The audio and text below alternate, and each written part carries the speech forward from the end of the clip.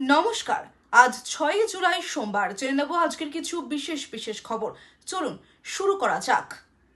বারুইপুর কাণ্ডে তোলপাড় রাজ্য রাজনীতি, নজরবন্দি প্রাক্তন মুখ্যমন্ত্রী মমতা বন্দ্যোপাধ্যায়। বারুইপুরে 11 বছরের নাবালিকাকে ধর্ষণ ও খুনের ঘটনায় রাজ্য রাজনীতি এখন চরম উত্তাল। এই নৃশংস ঘটনার পর নির্যাতিতার বাবার সঙ্গে ফোনে কথা বলে কঠোর শাস্তির আশ্বাস দিয়েছেন মুখ্যমন্ত্রী শুভেন্দু অধিকারী। ঘটনার তদন্তে দ্রুত দুজনকে গ্রেফতার এবং পুলিশ সুপারের নেতৃত্বে একটি বিশেষ তদন্তকারী দল বা সিট গঠন করা হয়েছে। এদিকে ক্ষুব্ধ জনতার গণপিটুনিতে এক অভিযুক্তের মৃত্যুর খবরও সামনে এসেছে। পরিস্থিতি আরও জটিল হয় যখন ঘটনার রাতে প্রাক্তন মুখ্যমন্ত্রী মমতা বন্দ্যোপাধ্যায় নির্যাতিতার পরিবারের সঙ্গে ফোনে কথা বলেন। এরপরই আচমকা কালীঘাটে মমতা ও অভিষেক বন্দ্যোপাধ্যায়ের বাড়ির সামনে বিশাল পুলিশ ও কেন্দ্রীয় বাহিনী মোতায়েন করা হয়। চলুন চলে যাই পরের খবরে। আচমকা কালীঘাটে মমতার বাড়ির সামনে বাড়ানো হলো পুলিশ কর্মীর সংখ্যা। প্রাক্তন মুখ্যমন্ত্রী বললেন, রবিবার সন্ধ্যের পর আচমকা প্রাক্তন মুখ্যমন্ত্রী মমতা বন্দ্যোপাধ্যায়ের কালীঘাটের বাড়ির সামনে বাড়ানো হয় পুলিশ কর্মীর সংখ্যা। তৃণমূলের আইটি সেলের তরফে সোশ্যাল মিডিয়ায় তা নিয়ে ভিডিও করা হয়। তারপরে শোরগোল পড়ে রাজনৈতিক মহলে। একের পর এক কালীঘাট তৃণমূলের নেতা নেত্রী মমতার বাড়িতে আসেন। কেন পুলিশের সংখ্যা বাড়ানো হলো তা নিয়ে প্রশ্ন তোলেন, নিশানা করেন বর্তমান সরকারকে। শেষ পর্যন্ত ফেসবুকে ভিডিও বার্তায় মুখ খুলেন স্বয়ং মমতা। প্রাক্তন মুখ্যমন্ত্রী দাবি করেন তিনি বারুইপুরে যেতে চাওয়ায় তার বাড়ির সামনে পুলিশের সংখ্যা বাড়ানো হয়েছে। বারুইপুরে 11 বছরের এক নাবালিকাকে ধর্ষণ করে খুনের অভিযোগে এদিন দিনভর উত্তপ্ত ছিল এলাকা। তৃণমূলের আইটি সেলের তরফে সোশ্যাল মিডিয়ায় লাইভ ভিডিও করে বলা হয়, নির্যাতিতার পরিবারের সঙ্গে দেখা করতে যেতে চেয়েছিলেন মমতা। তিনি যাতে যেতে না পারে সেজন্যই প্রাক্তন মুখ্যমন্ত্রীর বাড়ির সামনে পুলিশ বাড়ানো হয়েছে।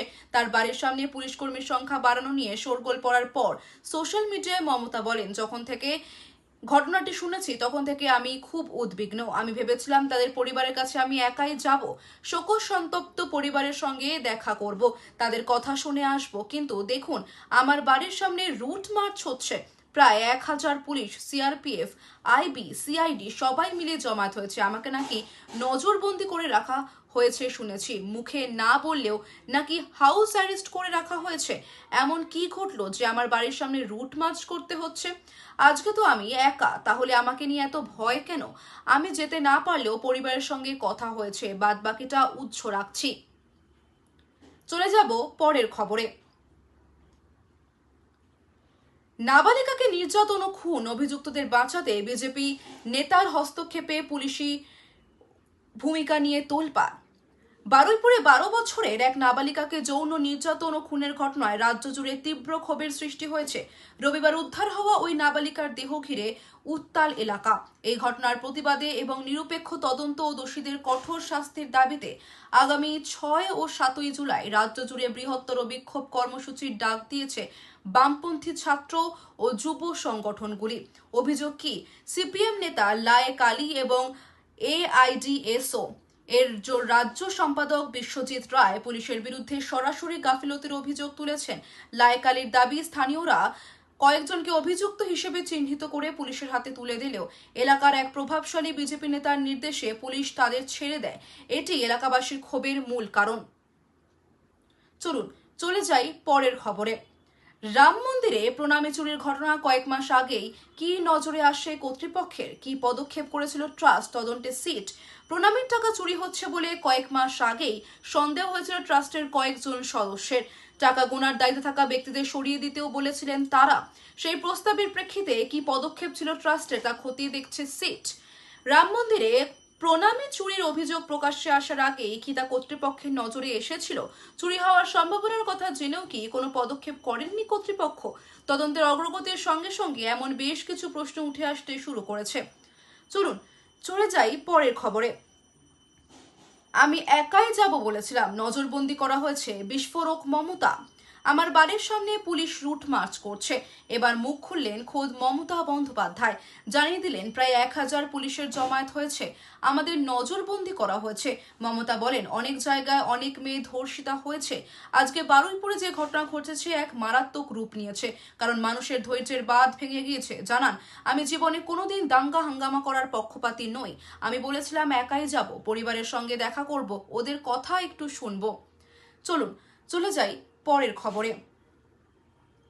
বারুইপুরে নাবালিকার দেহ উদ্ধারকাণ্ডে গ্রেফতার আরও এক অভিযুক্ত, ধৃতের সংখ্যা বেড়ে হলো 2। বারুইপুরে নাবালিকার দেহ উদ্ধারকাণ্ডে গ্রেফতার আরও এক, এই নিয়ে ধৃতের সংখ্যা বেড়ে হলো 2 জন। আটক করা হয়েছে আরও 3 অভিযুক্তকে। নিহতের পরিবারের দাবি, শনিবার বান্ধবীর জন্মদিনের অনুষ্ঠানে যোগ দিতে বাড়ি থেকে বেরোয় ক্লাস 6-এর ওই ছাত্রী। অভিযোগ, এরপর আর তার কোনো খোঁজ পাওয়া যায়নি। গতকাল সকালে একটি পুকুর থেকে বস্তাবন্দি অবস্থায় উদ্ধার হয় ওই নাবালিকার মৃতদেহ। তারপরেই অগ্নিগর্ভ হয়ে ওঠে পরিস্থিতি। মৃতদেহ রাস্তায় থেকে বারুইপুরে দীর্ঘক্ষণ চলে বিক্ষোভ। খুনে অভিযুক্ত সন্দেহে এক ব্যক্তিকে ধরে গণপিটুনি দেয় স্থানীয়রা। পরে হাসপাতালে নিয়ে গেলে তাকে মৃত ঘোষণা করা হয়। নাবালিকাকে খুনের ঘটনায় গতকালই গ্রেফতার করা হয় একজনকে। আজ গ্রেফতার করা হয়েছে আরও একজনকে। নাবালিকার মৃত্যুতে বারুইপুর পুলিশ জেলার অতিরিক্ত পুলিশ সুপারের নেতৃত্বে 6 সদস্যের সিট গঠন করে শুরু করা হয়েছে তদন্ত। চলুন চলে যাই পরের খবরে। বারুইপুরে নাবালিকা ধর্ষণ খুন, মিডিয়াকে নিশানা কুণালের। অভিযুক্তের পালিয়ে যাওয়া নিয়ে বড় প্রশ্ন। বারুইপুরে 12 বছরের এক নাবালিকাকে যৌন নির্যাতন ও খুনের নৃশংস ঘটনাকে কেন্দ্র করে উত্তপ্ত রাজ্য রাজনীতি। এই ঘটনার প্রতিবাদে যখন এলাকা অগ্নিগর্ভ, তখন সংবাদ মাধ্যমের ভূমিকা নিয়ে সোশ্যাল মিডিয়ায় তোপ দাগলেন তৃণমূল বিধায়ক কুণাল ঘোষ। কুণালের ফেসবুক পোস্টের নির্যাস, দীর্ঘদিন সাংবাদিকতার সাথে যুক্ত থাকার পর সম্প্রতি সেই জগৎ থেকে অবসর নিয়েছেন কুণাল ঘোষ। নিজের সোশ্যাল মিডিয়া পোস্টে তিনি বারুইপুরের ঘটনাকে ভয়ঙ্কর বলে অভিহিত করেছেন। তিনি লিখেছেন, বারুইপুর বালিকাকে ধর্ষণ করে খুন, এলাকা উত্তপ্ত, রোষে আইন হাতে তুলে নেওয়ার বিপজ্জনক প্রবণতা। চলুন চলে যাই পরের খবরে। মহাশক্তিধরদের কাঁপিয়ে দেওয়া আফ্রিকার সেই ছোট্ট দেশটির পকেটে এবার 200 কোটি টাকা। বিশ্বকাপের নকআউট পর্বে স্বপ্ন সফর শেষ করে বীরের মর্যাদায় দেশে ফিরলেন কেপ ভার্দের ফুটবলাররা। স্পেন, উরুগুয়ে ও আর্জেন্টিনাকে প্রবল চাপে রাখা ভোজিনহাদের স্বাগত জানাতে বিমানবন্দরে উপচে পড়ে অগণিত ভক্তের জনজোয়ার। চারদিক খোলা বাসে ঘোরানোর সময় ফুটবলাররা সমর্থকদের সঙ্গে হাত মিলিয়ে ও ছবি তুলে শুভেচ্ছা বিনিময় করে।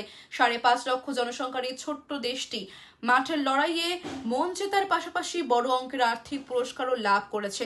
ফিফার অংশগ্রহণ, প্রস্তুতি ও রাউন্ড অফ 32-এ পৌঁছানোর সব অর্থ মিলিয়ে তারা মোট $23.5 মিলিয়ন বা ভারতীয় মুদ্রায় প্রায় 200 কোটি টাকা পাচ্ছে। এই অর্থ দেশটির ফুটবল ফেডারেশনের পরিকাঠামো উন্নয়নে ব্যয় করা হবে। চলুন চলে যাই পরের খবরে। পাশে আছে 140 কোটির ভারত। আমেরিকা ইসরায়েলের একমাত্র শক্তিশালী মিত্র, ভান্সের মন্তব্যের পাল্টা দাবি নেতানিয়াহুর। ইসরায়েলের একমাত্র শক্তিশালী বন্ধু রাষ্ট্র হলো আমেরিকা। মার্কিন ভাইস প্রেসিডেন্ট জেডি ভান্সের মন্তব্যের পরে ইসরায়েলের প্রধানমন্ত্রী বেঞ্জামিন নেতানিয়াহুর দাবি, কেবল আমেরিকা নয়, পাশে রয়েছে শক্তিশালী ভারত। তার কথায় ভারতের মতো দেশ থেকেও ইসরায়েল বিপুল সমর্থন পায়। ফক্স নিউজকে দেওয়া এক সাক্ষাৎকারে নেতানিয়াহু বলেন, আমাদের আরও কিছু বন্ধু রয়েছে, যেমন ভারত। চলুন আজ এই পর্যন্তই, দেখা হচ্ছে পরের ভিডিওতে। ভিডিওটি ভালো লেগে থাকলে একটি লাইক অবশ্যই করে দেবেন এবং ভিডিওটি শেয়ার করে দেবেন এবং আমাদের চ্যানেলটি সাবস্ক্রাইব করে দেবেন। ধন্যবাদ।